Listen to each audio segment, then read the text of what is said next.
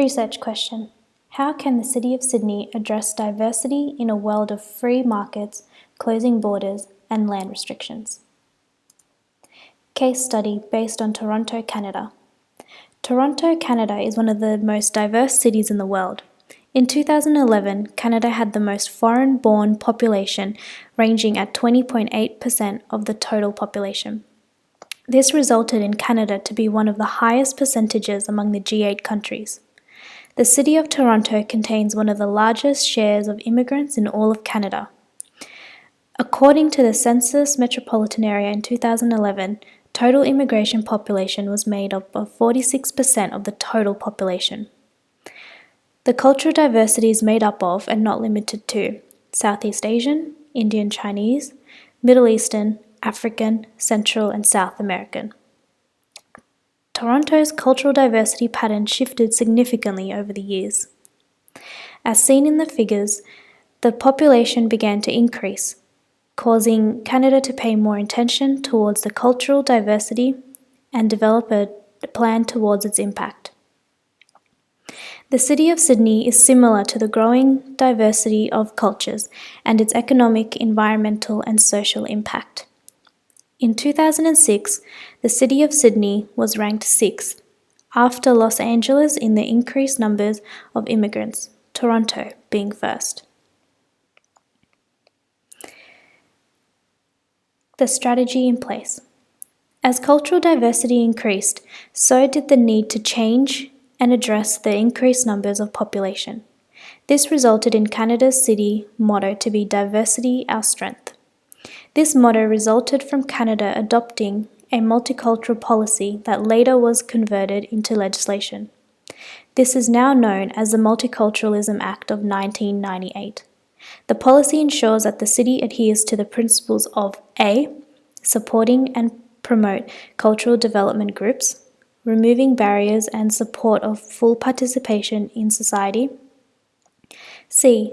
Assist in the learning of Canadians' two official languages, English and French. Toronto has also developed ideas of mixed-use developments and policies into its official City of Toronto plan.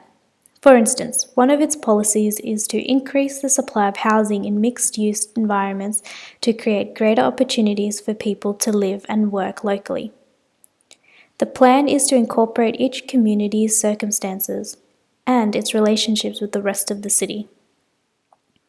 This plan objective is to advance the quality of life, accessibility, and develop public transit. Examples of how the mixed-use development strategy has improved the quality of life are 1. Bloor Street West, Mimco Creek, Prince Edward Drive. 2. Bloor Street West, Lansdowne Avenue, Dundas Street West. And 3. King Liberty Village, Finch Avenue at Western Road, Singlet Road.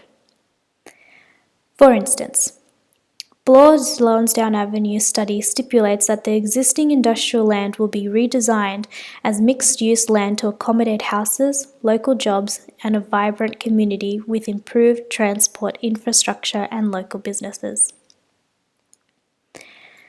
The lessons learned. As Toronto moves forward towards building greater mixed-use infrastructure and built environment, the negative risk of disruption to the existing community, a lesson learned that can be transferable to the City of Sydney, is the planning and staging of mixed-use developments. It is to ensure that the new developments are really beneficial to the existing community. For instance, a local suburb would not like to have a nightclub within its proximity. The disturbance is significant and the local community will be of a different demographic. Although it does create jobs and opportunity, it is not beneficial in the long run to the overall improvement and quality of life of that community. Toronto and Sydney are both similar in terms of growing demographic, and the plans to grow the city are underway. The City of Sydney can adapt a few of the policies and ideas that the official plan from the City of Toronto 2009 has developed. Thank you.